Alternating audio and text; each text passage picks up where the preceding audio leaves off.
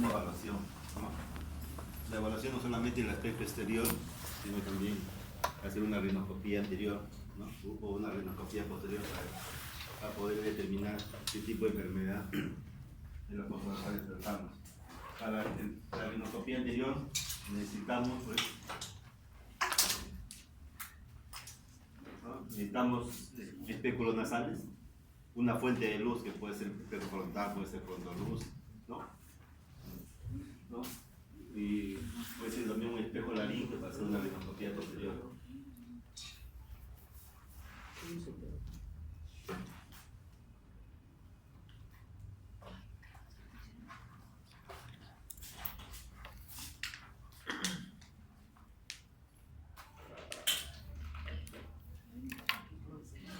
La batería se acabó.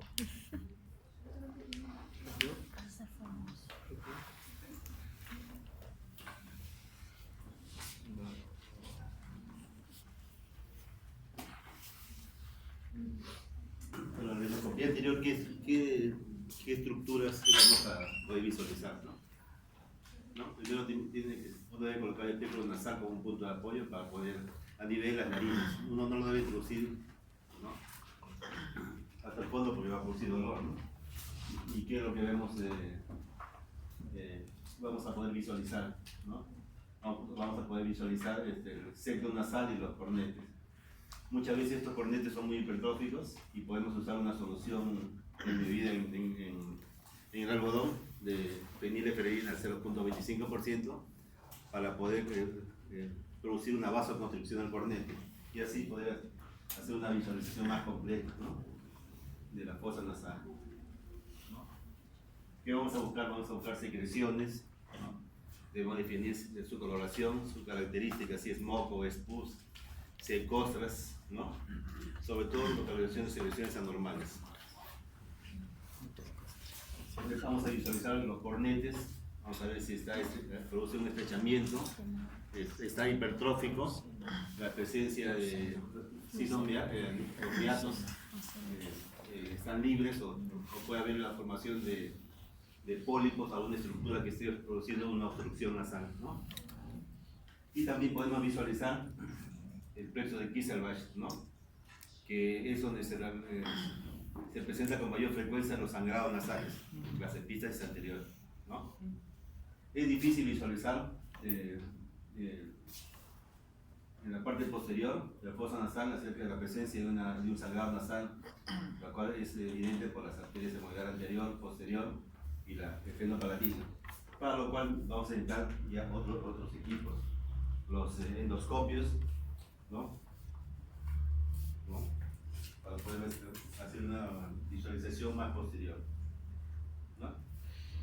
Cuando queremos visualizar más profundamente usamos los endoscopios, que son de diferentes grados, de 0, 30, 45 hasta 70 grados. Se va a poder permitir una visualización mejor de la parte posterior de la fosa nasal, o si no también un nasofibroscopio, ¿no? Que no solamente nos va a permitir ver la parte nasal, sino la parte rinofaríngea, por su flexibilidad, ¿no?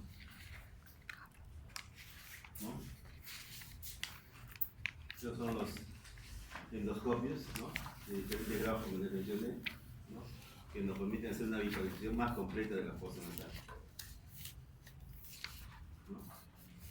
Cuando usamos ya a través de una fibroscopía o endoscopía nasal, vamos a encontrar ya los cornetes a mayor detalle, el cornete inferior, el cornete medio, el miato medio, ¿no? El miato inferior, y podemos inclusive visualizar en la parte más posterior la región de la rinofaringe. En la rinofaringe, ¿qué estructura vamos a encontrar? Anatómica, importante para nosotros.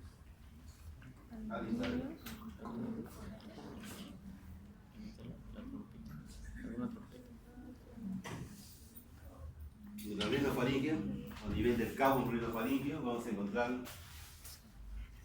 los adenoides, ¿no? Que pueden estar hipertrofiados. Podemos encontrar también la trompa de Eustaquio, que es muy importante para nosotros, para poder visualizar si hay tumores que están obstaculizando la trompa de Eustaquio. Por eso es muy importante hacer una evaluación endoscópica nasal para diferentes patologías que vamos a ver.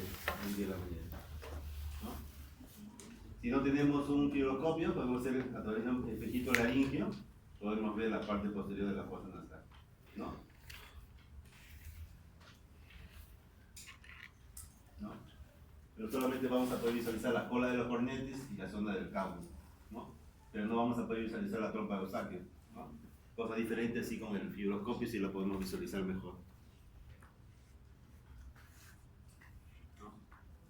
No solamente los endoscopios son para hacer un examen rinoscópico, sino también lo hacemos para un procedimiento quirúrgico, que es la cirugía endoscópica nasal, ¿no? Y ha sido de gran avance en los últimos 15 años toda patología rinosinusal, ¿no? Ahora, conociendo ya el detalle de cuál es el primer examen que debemos hacer en una patología nasal, vamos a hablar de las patologías, ¿no? La patología una de las más frecuentes es la rinitis, ¿no? La rinitis en sí es cualquier proceso inflamatorio de la fosa nasal. Lo vamos a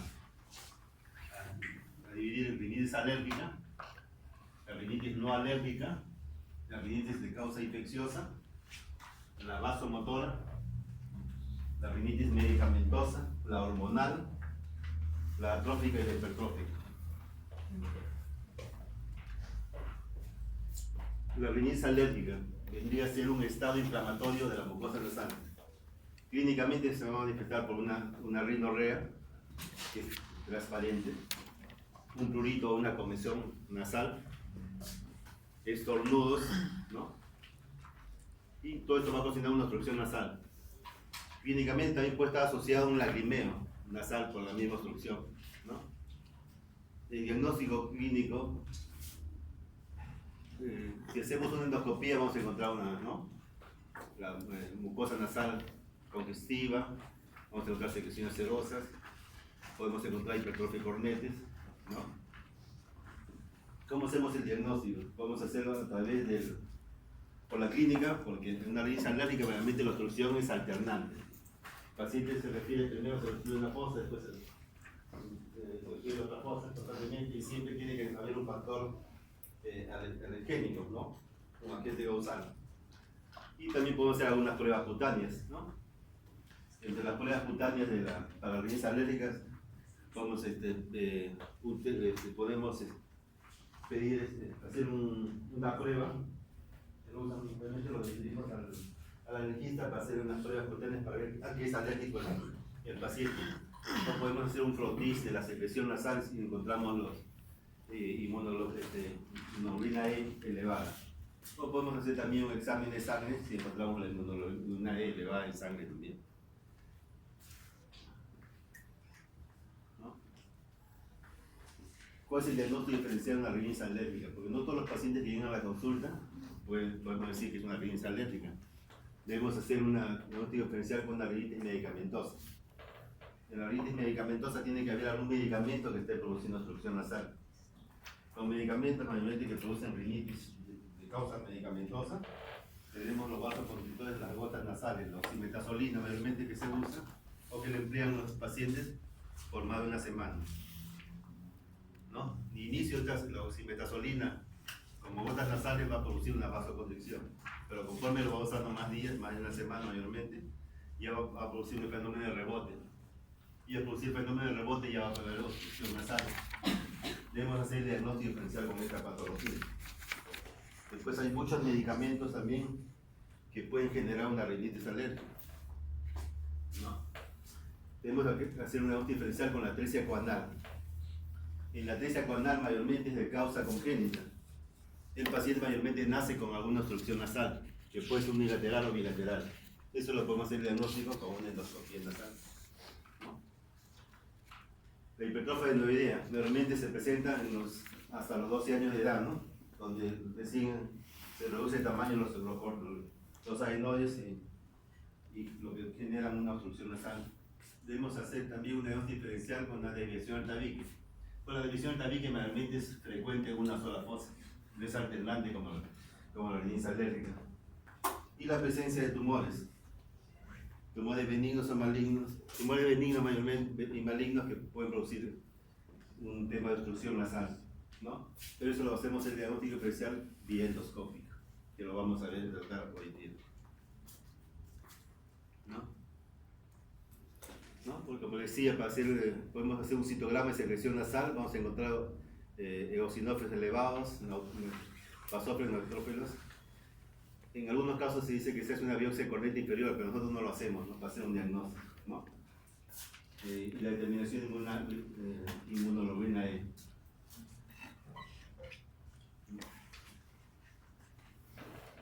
Cuando hablamos de tratamiento de rinitis alérgica, hay que tener dos conceptos. Si es una rinitis alérgica en fase aguda o es una rinitis alérgica en fase crónica, ¿no?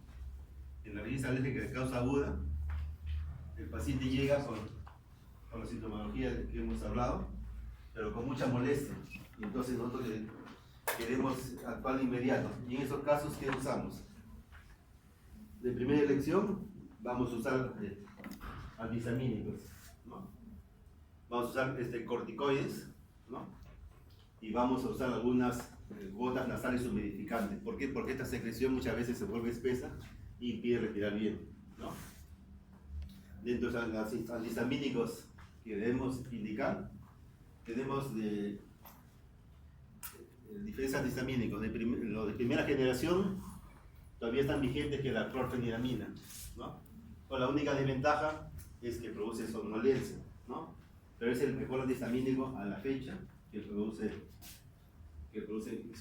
mejoramiento, una mejoría clínica casi inmediata, ¿no? Tenemos después la cetirizina, ¿no? A dosis de 10 miligramos vía oral. Tenemos la robatalina también 10 miligramos vía oral diaria, ¿no? Uno de los medicamentos aprobados por la FDA es la flexofenadina, de 120 miligramos por vía oral, es uno diario. Pero el antihistamínico por sí solo no va a mejorar mucho en la fase aguda. Tenemos que asociar corticoides.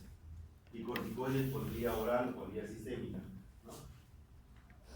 La dosis que ustedes ya conocen, debe ser dosis altas y después decrecientes, pero por un tiempo corto, de 7 a 10 días, ¿no? Nosotros preferimos usar el deflazacol más que la prednisona, el deflazacol, ¿no? Y una solución salina para fluidificar las fosas nasales. En los casos de rinitis alérgica crónica, ya podemos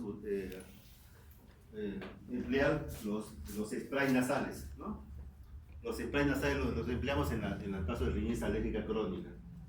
¿Con qué finalidad? Desinflamar los cornetes y evitar esa congestión nasal que le aqueja mucho al paciente, ¿no? Y también, si esto, a pesar de ello, el paciente continúa con la misma molestia, ya lo derivamos al alergista para que le haga un estudio de cuál es el alergeno que está produciendo este problema. ¿Qué consecuencias puede tener una rinitis alérgica a nivel anatómico? Ustedes se preguntarán, como es un proceso inflamatorio, puede haber una hipertrofia de cornetes, ¿no? Esa hipertrofia de cornetes va a producir obstrucción nasal, que va a ser crónica probablemente, ¿no? En estos casos actúan bien los sprays nasales. En otros casos podría hacerse, digo podría porque todo depende de cómo por cada paciente es una turbinoplastía para mejorar la parte funcional, pero la rinitis alérgica no se va a mejorar con una cirugía, solamente lo hacemos en el caso que hay una hipertrofia de cornetes ya muy severa y no remita a los antihistamínicos ni a los sprays nasales. La rinitis vasomotora es otra patología de causa idiopática, realmente se debe a alteraciones hormonales, alteraciones metabólicas.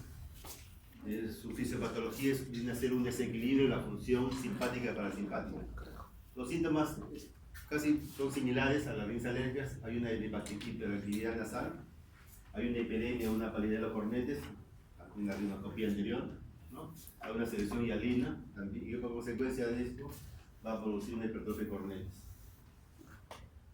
El tratamiento de una rinitis vasomotora y de cauterización de cornetes, pero en la sintomatología nosotros podemos usar corticoides.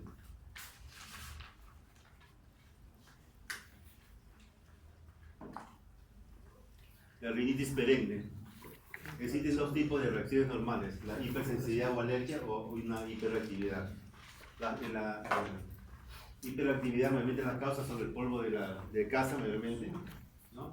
Y esta frecuencia de alergia en niños en el 80% y en los mayores de 60 años en un 20%. Los síntomas de una alergia hipermemente pueden ser todas las mañanas, ¿no? O nocturnos, todos los síntomas, estornudo, rinorrea, obstrucción nasal, ¿no? Prurito, puede ser nasal, como dije, ocular, inclusive a veces faríngeo, ¿no? El paciente tiene una respiración bucal, la rinitis perenne, esa que no mejora, que está constantemente, va a producir en la mayoría de casos disminución de la olfacción y un ardor faríngeo persistente y una fatiga.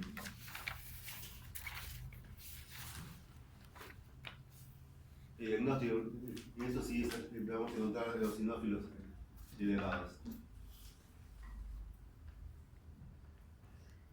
Y como decía, los antihistamínicos son los que van a disminuir la sintomatología en esta patología.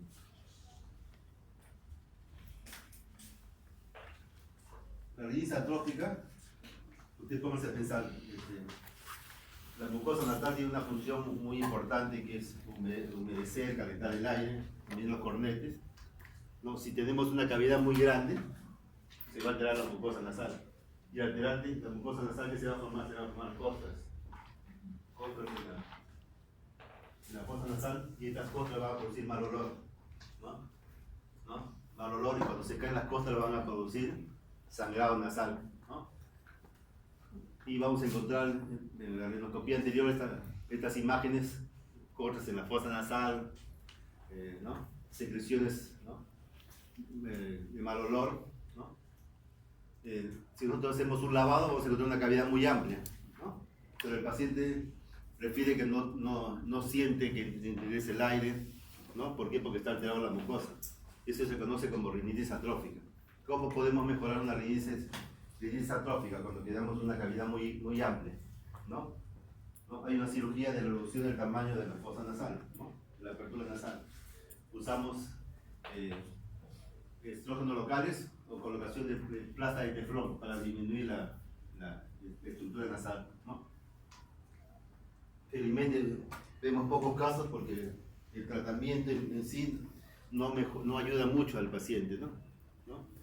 Esta rinitis atrófica, uno se preguntará a qué se debe, ¿no?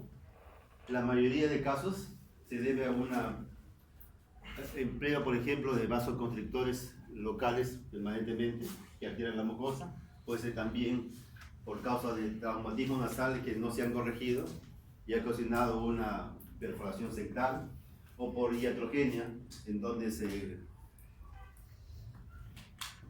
resecan mucho los cornetes, ¿no?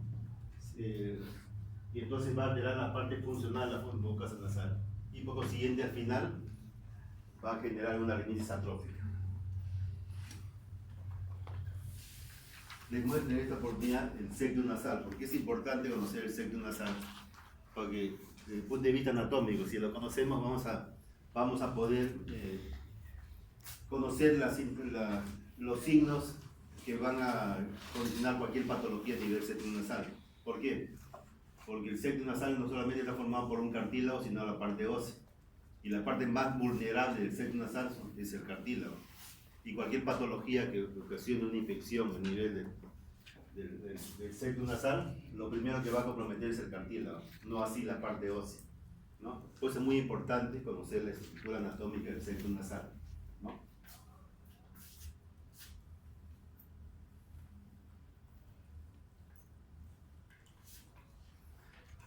El septum nasal no solamente cumple una función específica que sostiene la pirámide nasal, sino para una correcta función de la cavidad nasal, que es función ventilatoria, función fonatoria y función olfativa. Por eso es importante conservarlo. Te menciono eso porque muchos encuentran un tabique desviado que no produce obstrucción nasal, sino solamente desde el punto de vista endoscópico, y se pretende operar. No, debemos nosotros conservar siempre la parte funcional de la fosa nasal, ¿no? Ustedes saben, la lámina perpendicular del etmoides y el gómero son las estructuras óseas del septum nasal y del cartílago cuadrangular. Una desviación sectal también produce obstrucción nasal, ¿no? Es evidente, pero las desviaciones sectales que deben ser corregidas quirúrgicamente son las lesiones que producen una obstrucción permanente y generen alguna sintomatología, como cuáles son. Paciente respirador bucal, ¿no? Paciente que constantemente sufre de faringitis, ¿no? ¿Por qué? Porque una mala respiración, sobre todo acá en Lima, ¿no? Por la humedad, todos esos factores van a influenciar. Y porque si esta desviación septal va a ocasionar alguna patología infecciosa, que puede ser una sinusitis. En esos casos nosotros debemos de indicar un tratamiento quirúrgico de una desviación septal, no antes, ¿no? No solamente observar una desviación septal, nosotros debemos hacer un planteamiento quirúrgico, ¿no? Sino si es que está acompañado de cierta sintomatología, ¿no? Muchas veces estas desviaciones septales no producen tanta obstrucción como un desplazamiento del eje de la nariz, o sea, una laterorrhina, ¿no? Laterorrhina significa desplazamiento del eje hacia uno de los lados. Muchas veces la laterorrhina es la que va a producir la obstrucción nasal, no así la desviación. Entonces, en este caso, los otorrinos tienen que hacer una septoplastía más una rinoplastía agregada, o sea, corregir el eje, ¿no? Porque si uno solamente corrige el tabique nasal, siempre la nariz va a estar torcida y no va a poder respirar. Por eso es que en la parte de rinología o cirugía estética intervienen mucho los otorrinos en este sentido, ¿no? De mejorando la parte funcional, aparte va a mejorar la parte estética, pero también funcionalmente va a mejorar si uno corrige esas laterorrhinias que han desplazado el eje de la nariz hacia un lado, ¿no?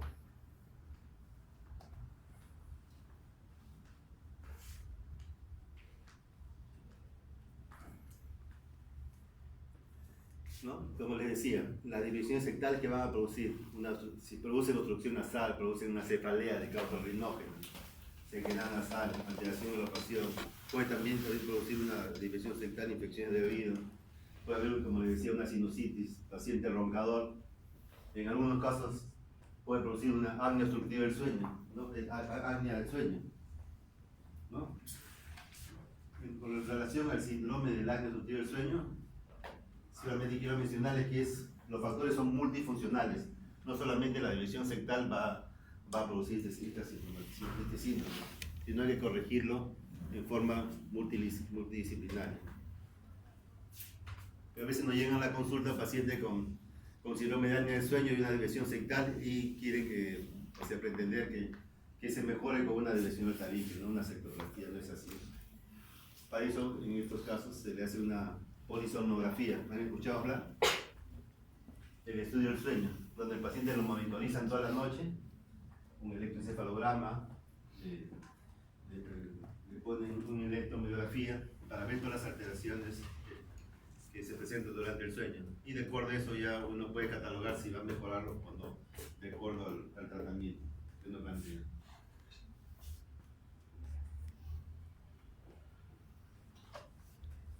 ¿Es importante un examen auxiliar en la patología nasal? ¿Qué cree usted? ¿Cuál es la primera examen auxiliar con imágenes que debemos solicitar? En cualquier patología. ¿De frente tomografía o pedimos otro examen?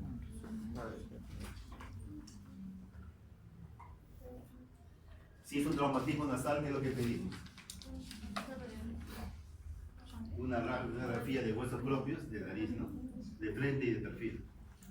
Pero nosotros debemos adicionarle una radiografía de senos paranasales. ¿Por qué? Porque puede haber también una fractura, ¿no? A nivel de maxilar. No pedimos tomografía de inicio en una fractura. En una sinusitis, ¿pedimos de frente tomografía o placa? Ustedes ya tienen algunas clases de placa. A nivel hospitalario todos piden tomografía, ¿no? ¿Por qué? Porque el paciente que no llega a la consulta referido ya viene ya tratado en otros lugares. Por eso es que pedimos nosotros tomografía de inicio, ¿no? Pero si nos llega a la consulta un paciente con una sintomatología que pensamos en la sinusitis, ¿no? En los casos agudos, muchas veces pedimos placa y no vamos a encontrar ninguna alteración. En caso en los crónicos sí vamos a encontrar alguna alteración, que lo vamos a ver ahorita. ¿no? Esta es una tomografía de un paciente que tiene una desviación sectal, ¿no? Hacia el lado derecho. ¿Qué podemos observar adicionalmente? El cornete medio de un lado se aprecia, el otro no. Pero no, ¿por qué no se aprecia? Porque depende del corte, ¿no? Que uno toma, que uno vea, ¿no? Pero acá podemos ver, por ejemplo, una hipertrofia del cornete, en donde teóricamente debería haber mejor ventilación, ¿no? Entonces, acá el cornete crece como compensación para mejorar la parte funcional. ¿Por qué les muestro esta imagen? Porque si nosotros queremos corregir la parte funcional, no solamente es el tabique, sino el cornete. Porque podemos corregir el tabique nasal, o sea, el septum nasal, y si lo dejamos, siempre el cornete va a producir obstrucción. Por eso que actualmente, bueno, en nuestro medio es muy frecuente hacer una septoplastía más turbinoplastía adicional, por la causa de que el cornete está muy hipertrófico, ¿no?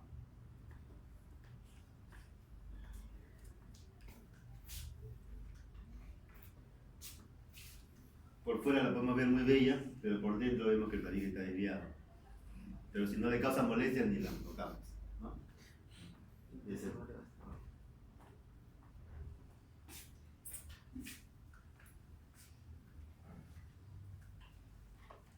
Solamente recordar que es una cirugía cuyo objetivo es corregir la desviación del tabique, dar una fuerte posición normal sin modificar la apariencia externa de la nariz, septoplastía.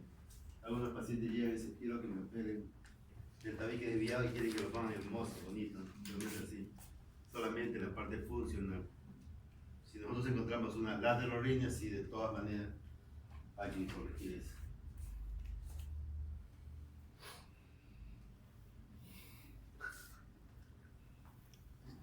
¿Cómo hacer la septoplastía? Solamente se reseca la parte que está desviada. Ahora ustedes lo pueden ver pues, por internet, por la cirugía. Antes no podíamos verlo, pero solamente en el acto operatorio. Pues la finalidad es solamente de corregir la parte desviada, ¿no? Porque antes se hacía una cirugía amplia, sacamos todo el cartílago cuadrangular y ¿qué podría ocasionar una perforación sectal, ¿no? Entonces ya no se ven muchas perforaciones sectales por postquirúrgica porque ya se reseca lo necesario nada más, ¿no? Este es un esquema de una desviación sectal, ¿no? Antes de la operación y este posterior, ¿no? Esa es la idea, ¿no? De corregir. Pero acá en esta diapositiva podemos aprovechar algo. Nosotros siempre debemos que conservar, ¿no? La parte de la punta nasal, porque eso va a generar el sostén de la punta. Si uno corrige eso, reseca todo, la punta de la nariz se va a caer. Por eso es importante mencionarlo, ¿no? Si hay un traumatismo nasal, nosotros nos aumentamos en antes que una placa de huesos propios. Pero aquí algo más importante que una placa es hacer una rinocopía anterior. ¿Para qué? Para buscar un hallazgo si hay un hematoma o un acceso sectal. ¿Por qué es importante eso? Porque un hematoma, si uno no lo detecta a tiempo, ¿en qué se va a convertir? De un acceso. Y ese acceso, si no lo drena, ¿qué va a producir? Va a producir necrosis del septum nasal. La necrosis del septum nasal, ¿de qué estructura? Óseo cartilaginosa. Si es un acceso, ¿qué va a destruir? Los cartílagos, pues, ¿no? Y al destruir los cartílagos va a producir una perforación sectal y la nariz en sí montada, se va a caer el corte nasal, ¿no? Pues en un traumatismo nasal lo que debemos hacer es no solamente examinar la parte exterior de los huesos propios, sino hacer una rinoscopía anterior para descartar hematoma, ¿no? Si hubiera un acceso, un hematoma, un acceso sectal, ¿qué es lo que hay que hacer en todo acceso? Hay que drenarlo. Lo drenamos y dejamos antibiótico terapia, o dejamos un dren y lo estamos observando, ¿no? Porque si no, las consecuencias van a ser pues, una necrosis del cartílago cuadrangular y una perforación sectal, ¿no? A la larga va a tener una nariz sencilla y montada. Es lo que sucede con los boxeadores, ¿no? Ahora no se ve mucho, ¿no? Pero antes se veían, ¿no? porque le colocan ya unos soportes, unas cirugías, pero vamos a ver, lo primero que ocasiona es hematoma sectal, un acceso y un hundimiento, ¿no? La parte donde está el cartílago, entonces nadie se sigue notar. ¿Y qué consecuencias puede tener una perforación sectal? En algunos casos puede ser asintomático, en algunos casos el paciente siente un silbido, respira y va a estar con su música permanente ahí, ¿no? Un silbido, ¿no? Se va a formar costras, el paciente va, cada vez que se cae la costra va a producir un sangrado, ¿no? ¿Qué debemos hacer una perforación sectal? Hay que hacer una reparación quirúrgica. Toda reparación quirúrgica que tenga menos de 3 centímetros se puede revertir. Con si es mayor, mayormente no. Hay diferentes técnicas, ¿no? Pero hay que hacer. Porque si no, al final, ¿qué va a producir una perforación sectal? Una rinitis atrófica. Se forman costras en las fosas nasales y constantemente va a producir obstrucción, va a producir mal olor y va a producir sangrado, ¿no? El hematoma ya lo vimos, ya lo vamos a hacer. Drenaje también. Hipertrofia cornetes, el tratamiento, como decía, es medicamentoso quirúrgico, ¿no? Antes usaba pues el microdebilitador para disminuir el tamaño de la cornete, la radiofrecuencia, la crioterapia, se quemaba el cornete, los electrocauterios, pero todos revierten nuevamente, el cornete vuelve a crecer, ¿no? Láser también, ¿no? Ahora está en boga, por ejemplo, hacer la turbinectomía parcial, ¿no? Pero es parcial siempre, no es que ser total, porque si no eliminamos toda la parte funcional.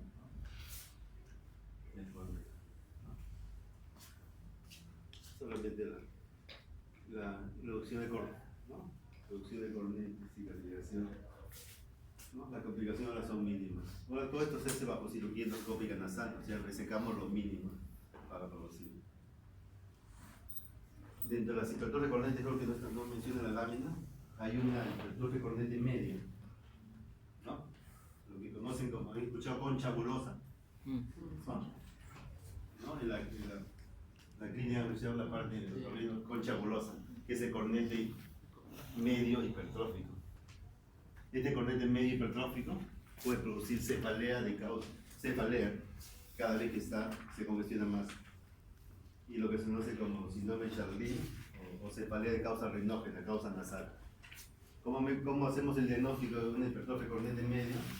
Se produce cefalea, le colocamos un algodón con un vasoconstrictor, en ese momento que el paciente viene con el dolor, y que va a producir una vasoconstricción y desaparece el dolor de cabeza.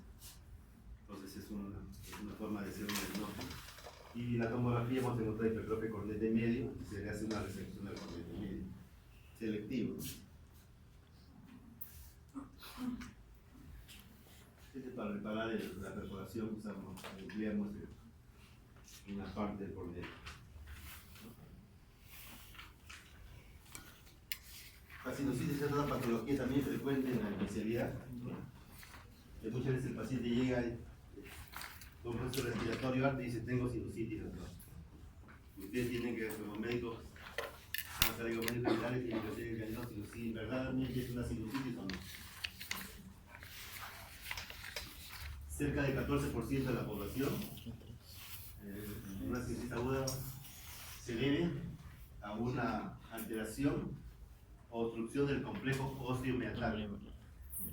¿Qué significa? Todas las vías de drenaje de los senos se obstruyen. Y al obstruirse va a producir una sinusitis, un problema agudo, ¿no? ¿Cuál es el agente causal más frecuente de una sinusitis aguda? El neumococo y el Haemophilus influenza. Hay estudios que dicen que el neumococo ya no es tan frecuente. ¿Por qué? Sobre todo en la población infantil. ¿Por qué? Porque ahora se están vacunando a los niños, esto en Estados Unidos, están vacunando a los niños contra el neumococo. Entonces es menos frecuente que haya una infección por sinusitis por neumococo, no así por el Haemophilus influenza. ¿Ya? O sea, ya se va a ver con menos frecuencia, acá en la de repente, una sinusitis causa aguda por neumococo, por la vacunación que se hace. ¿No? Y también tenemos otro germen causal de sinusitis aguda, es la Moraxella catarrhalis. Y quiero que graben bien esto. En una sinusitis aguda, el seno paranasal que se compromete más en adulto es el maxilar. Y en los niños el molar. ¿Y por qué es importante eso? Porque en los niños, si detectamos una sinusitis aguda, como está comprometido el etmoides, hay mucha vecindad con el piso del cerebro, puede producir una meningitis, ¿no?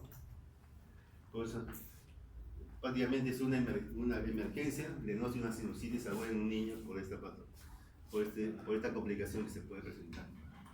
En cambio, el adulto lo puede sobrellevar mucho tiempo y no pasa nada, porque tiene una sinusitis maxilar. Constantemente, nada más tiene la molestia. Puede ser la molestia de una sinusitis.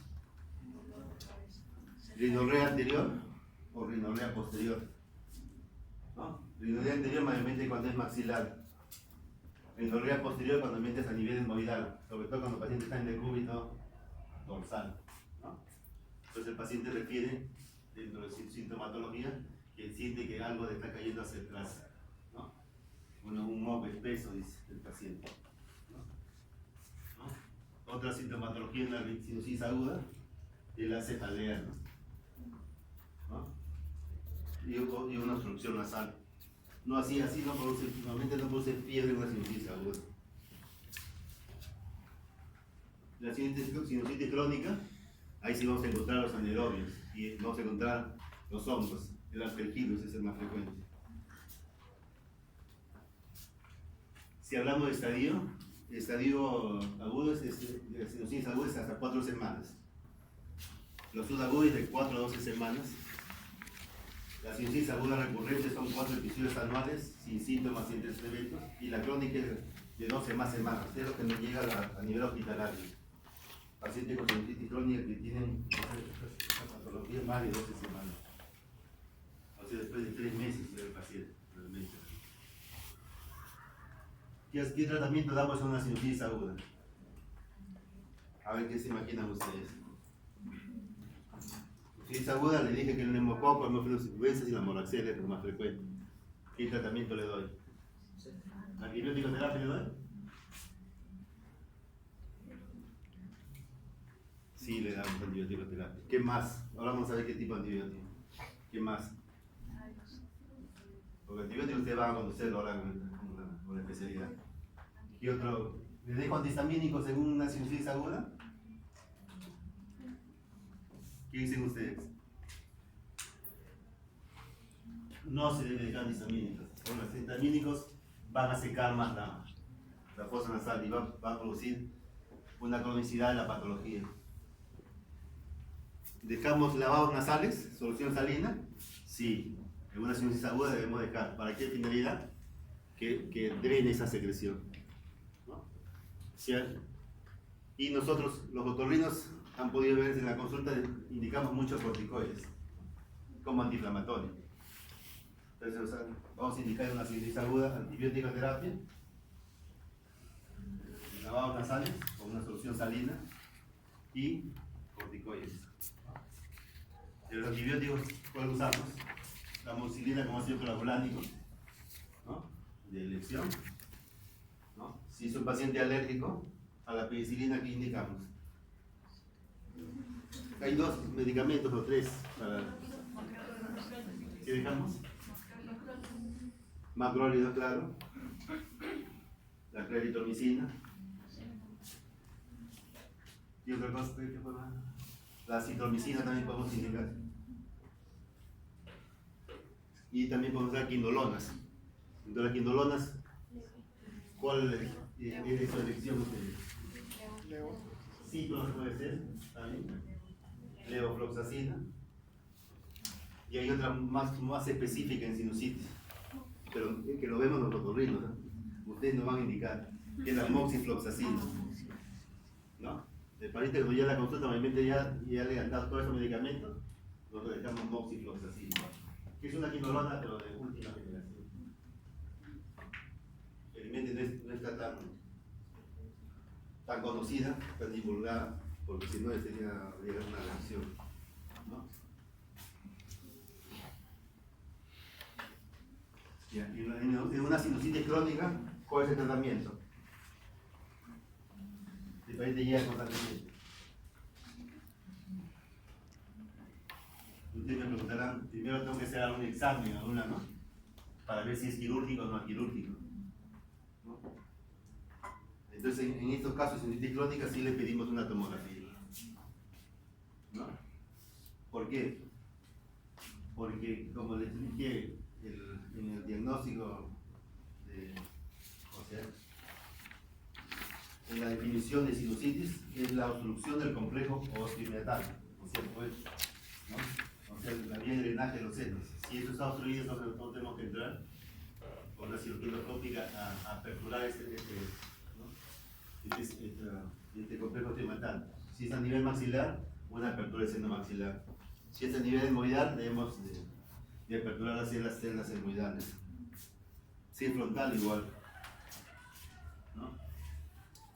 Por ejemplo, tengo acá una placa, una radiografía de Waters, ¿no? Que vamos a encontrar una opacidad del seno maxilar, es un adulto, ¿no? Y la incidencia de causa del esta placa. Acá parece que la lámina que tuvo al revés, ¿no? Aquí. Y la tomografía, vamos a encontrar así. Todos pacientes antes de operar, nosotros en especialidad con la sinusitis le pedimos una tomografía, de hecho. Porque la placa no solamente nos va a dar la imagen, ¿no? Pero nos va a dar qué es lo que está pasando, ¿no? Es una sinusitis maxilar. Yo podría decir bilateral porque también está comprometido parte, ¿no? Entonces, ¿cuál es la cirugía que se hizo? Una fractura del seno maxilar.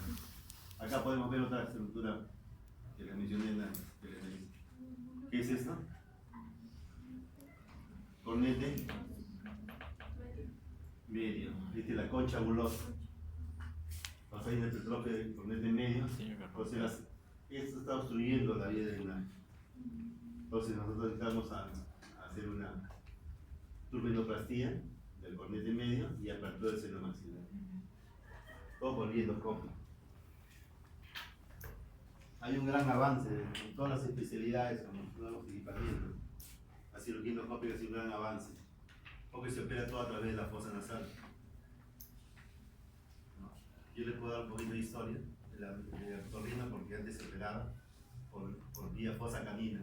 Levantabas el martillabas y podías entrar al seno maxilar, cosa que ahora ya no se hace. Entonces se volvía endoscópica. ¿No? Y más no se podía hacer, no se podía entrar al seno frontal, no se podía entrar al seno. Pero ahora con la cirugía endoscópica tuve un avance. Inclusive a la fecha hay sustancias que se colocan vía endoscópica para aperturar esas zonas, ¿no? Como unos balones que se hacen, que usan en gastro para dilatar, ¿no? Ahora también se emplean unos balones que se entra por vía endoscópica a nivel de la apertura del seno maxilar y no lo deja ahí. Después se retira a la semana, ¿no? Para permeabilizar el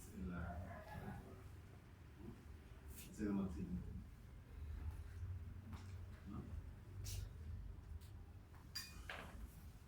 La sinusitis también puede estar acompañada de otras patologías, ¿no? Puede ser una poliposis, puede ser alguna tumoración, que puede hacer una obstrucción y por lo siguiente una sinusitis, ¿no? Pueden estar las dos cosas juntas, ¿no? Acá podemos ver la poliposis, una poliposis nasal, ¿no? Creo que ayer tuvimos la oportunidad de ver un paciente con una poliposis en el servicio, ¿no? La poliposis nasal es un tumor benigno, ¿no? Que va a comprometer no solamente la fosa nasal, también sino los senos paranasales. Podemos encontrar a nivel maxilar, a nivel etmoidal un pólipo, ¿no? La etiología es un proceso inflamatorio. ¿Cuál es la sintomatología de una poliposis? Ustedes están viendo que está obstruyendo la fosa nasal, que va a producir obstrucción nasal, va a producir hipoapnea, disminución de ocupación. Puede estar asociado a una sinusitis con una secreción mucoprolenta, ¿no? El tratamiento, como cualquier formación, hay que hacer extirpar la tumoración. Entonces es una cirugía como una polipectomía por masaje y endoscopio.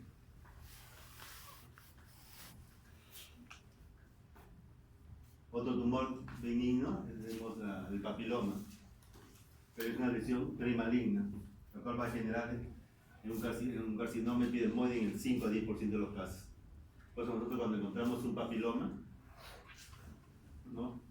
Lo extirpamos y le hacemos un seguimiento, ¿no? Porque este papiloma puede llegar a un carcinoma epidermoide en el 5 a 10% de los casos.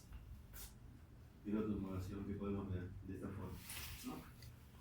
Este es un caso más avanzado, pero realmente encontramos a nivel del seno maxilar, a nivel, ¿no? Que está produciendo solamente obstrucción, ¿no? O una sinusitis.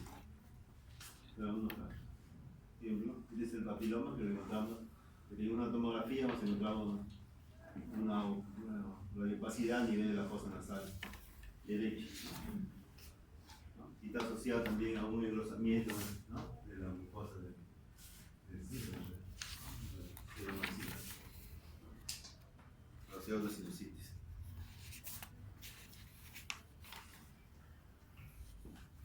Mayormente las sinusitis son bilaterales. Cuando encontramos una sinusitis unilateral, algo debe estar obstruyendo en esa zona. Y puede ser un pólipo, puede ser una tumoración, ¿no?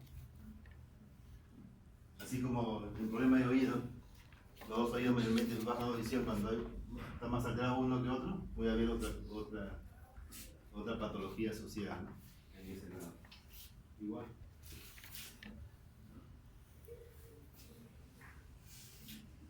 Cuando tenemos la sintomatología de obstrucción nasal, no solamente analizar la pirámide, hay que analizar la pirámide nasal, sino capturar la válvula nasal, la simetría maxilofacial, como les dije, ¿no? Hacer un examen endoscópico. Y también observar si hay una alteración en la motilidad ocular, porque podemos ver algunos tumores orbitales que van a producir algún problema, o un tumor nasal que va a estar comprimiendo la órbita y va a producir un exostagmo, ¿no? Por eso en toda patología de obstrucción nasal debemos de buscar eso.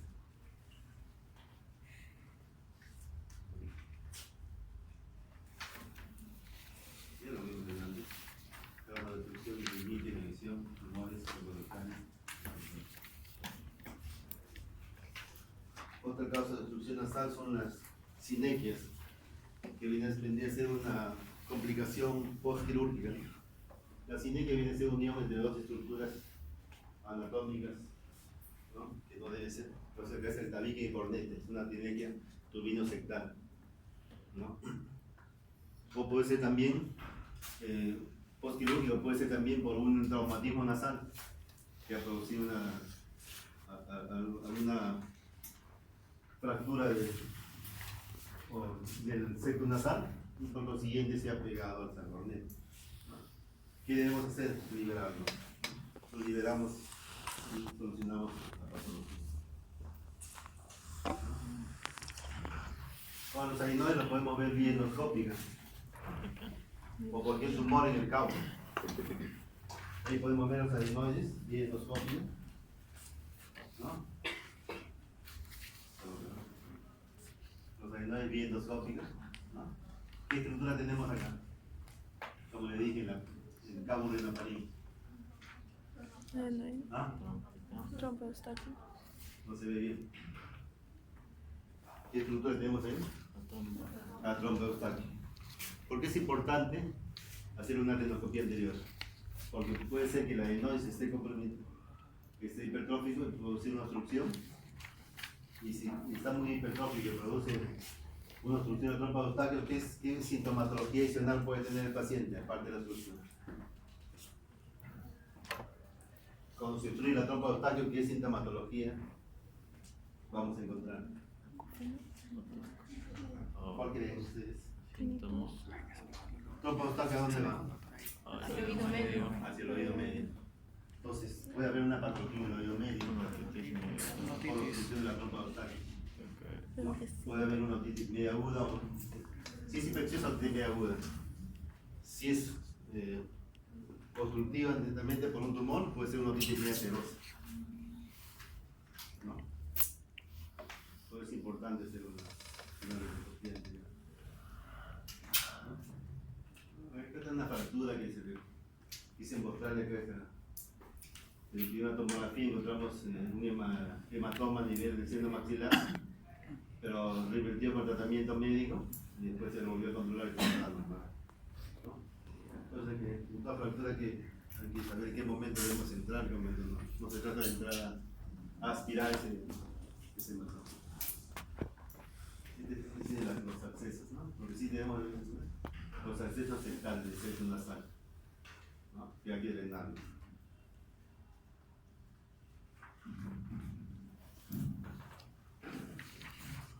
El naso fibroma juvenil es un tumor benigno, ¿no? Que tiene esta característica, ¿no? De sangrado nasal muy abundante, que muchas veces no se puede controlar. En el servicio de otorrinolaringología ahorita tenemos un paciente con un naso fibroma juvenil.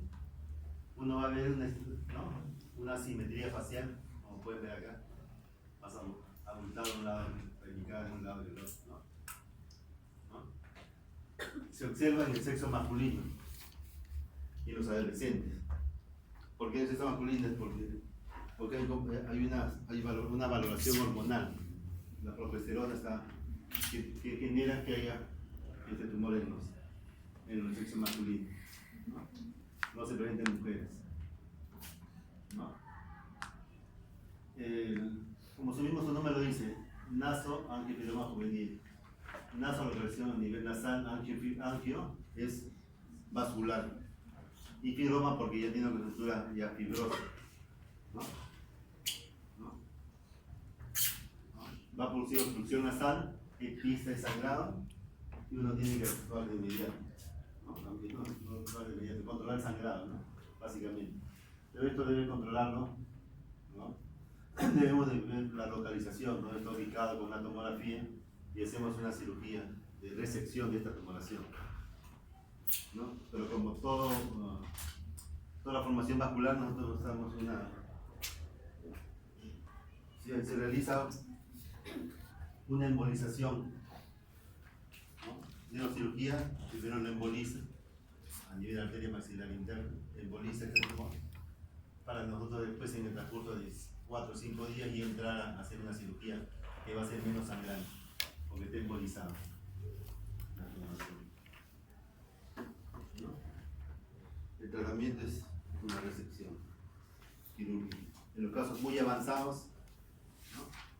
Ya, inclusive en los casos que ya compete al neurocirujano porque van por todas las cosas maxilar, compromete el nivel cerebral, entonces se usa hormonas, tratamiento hormonal, ¿no? Pero felizmente no se llega a estos avanzados. Acá tenemos la tomografía, ¿no? ¿Qué corte es este?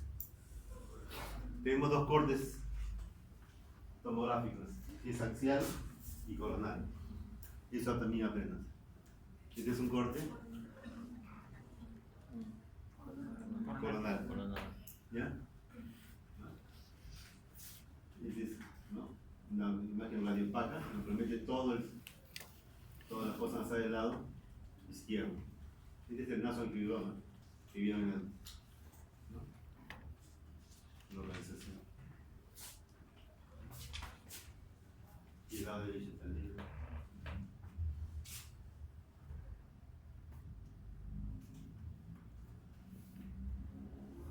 Hay pólipos antrobanales también, como tumor benigno de la fosa nasal. Eso muchas veces es un hallazgo. Un paciente que tiene obstrucción nasal, le tenemos en los endoscopía nasal, porque ¿no? Los pólipos antrobanales. Si tenemos una tomografía, vamos a encontrar un abultamiento de nivel de cabo. En los tumores malignos de la fosa nasal, podemos hacer un diagnóstico en base a una endoscopía nasal. El paciente viene con una sintomatología de obstrucción nasal unilateral. Viene con sangrado nasal. viene acompañado a veces de secreción purulenta, o sea, una sinusitis agregada. Y viene acompañada de una sintomatología auditiva, que es, si está a nivel de cabo, ¿qué sintomatología auditiva viene un paciente adulto? Hipoacusia, una otitis serosa. Por eso todo paciente que a veces llega a la consulta solamente por la hipoacusia, y no encontramos una otitis media serosa unilateral, debemos de sospechar que sea un tumor localizado a nivel de cabo, rinofaringio.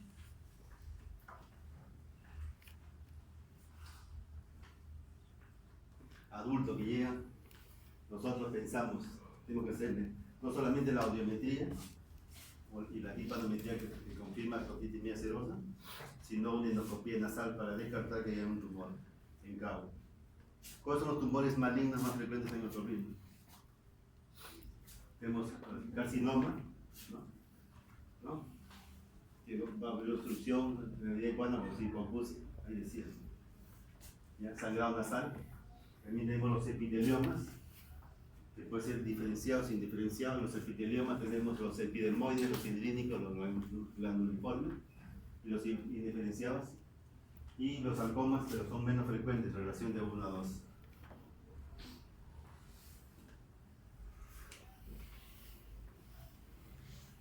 Tiene un aspecto, pues, característico de un tumor, cualquier tumor maligno, ¿no? El aspecto, ¿no? Pero el diagnóstico va a ser histopatológico, ¿no? Por eso, ante la presencia o sospecha de usted de una tumoración, ¿no? Lo tiene que derivar al otorrino, sobre todo si tiene problemas de hipoacusia, unilateral o sangrado, ¿no? Pero es importante conocer.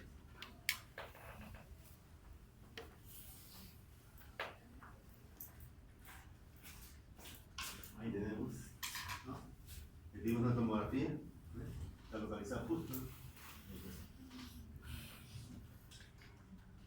y le hacemos una endoscopia y está localizada, que compromete a nivel de endoscopia, a nivel de cabo.